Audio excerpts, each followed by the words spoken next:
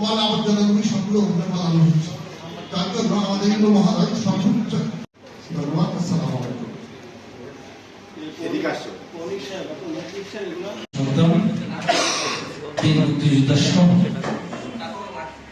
বিভিন্ন সরকারি দপ্তরের কর্মকর্তা, কর্মচারীবৃন্দ, সাংবাদিক ভাই বোনেরা শেষে থাকে অথবা সভাপতির আগে থাকে। আমাদের অডিয়েন্স থেকে পক্ষ থেকে তাদের কাছ থেকে আমরা বিভিন্ন অভিযোগ পেয়েছি যেগুলো পরিবেশের ভারসাম্য নষ্ট করছে, পরিবেশের ক্ষতি করছে। করেছি 2 মাসের কিছু বেশি সময় হবে। আমি উপজেলা নির্বাহী অফিসার, পাশাপাশি সরকার আমাকে পৌর প্রশাসনের দায়িত্ব দিয়েছে। আমাদের অ্যান্টিক জাহিদ ভাই যে কথাটা বললো, আমাদের কিছু কিছু ক্ষেত্রে পৌরসভা এবং হলো যে আমাদের যদি ইউনিয়ন পরিষদ করে দিতে তাকায়, সাভার আমার 12টি ইউনিয়ন, একটি পৌরসভা। আমার 2-3টে ইউনিয়ন ব্যতীত বাকি 9টি ইউনিয়নই পৌরসভা হওয়ার মর্যাদা রাখে, মর্যাদা দেওয়ার মতো তার যোগ্যতা রাখে। আমি মনে করি ম্যাক্সিমাম ইউনিয়নগুলো হলো আপনার শিল্পকার দ্বারা অধ্যুষিত। সেই ইউনিয়নগুলোতে হলো যে অপরিকল্পিত ঘটে আমি মনে করি।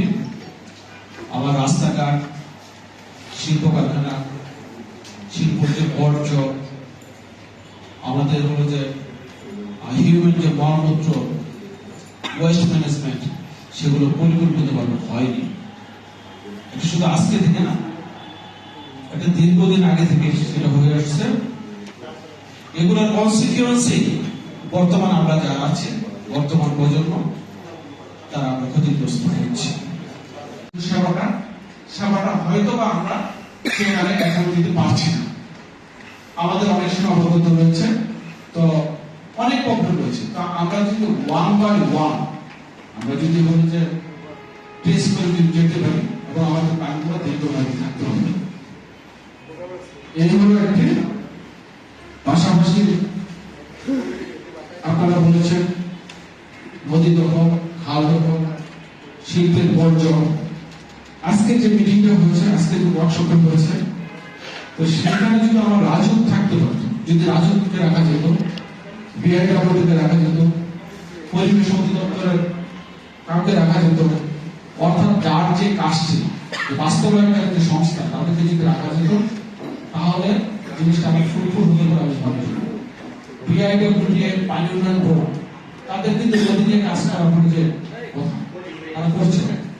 আমি কি করতে পারবো? আমি উচ্ছেদ করতে পারবো।